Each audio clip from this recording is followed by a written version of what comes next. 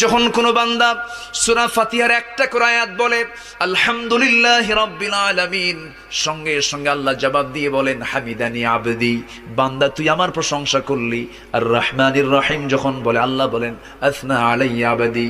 মালিক ইয়াউমিদ্দিন যখন বলে আল্লাহ বলেন মাজ্জাদানি আবদি। এরপরে যখন বলে ইয়াকা না'বুদু ওয়া ইয়াকা নাস্তাঈন পর্যন্ত যখন বলে আল্লাহ বলেন বান্দারে তুই আমার কাছে কি চাস, প্রাণ খুলে চারে বান্দা।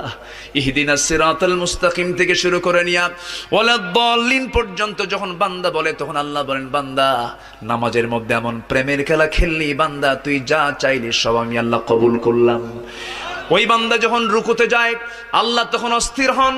ওই বান্দা যখন সিজদায় যাওয়ার জন্য প্রস্তুতি নাই, সমস্ত ফেরেশতাকে ডাক দিয়ে বলেন ও ফেরেশতারা, এই বান্দাগুলো আমাকে দেখলো না, রাসূলকে দেখলো না, কোরআনকে দেখে হাদিসকে বিশ্বাস করে আমাকে খুশি করার জন্য তার সবচেয়ে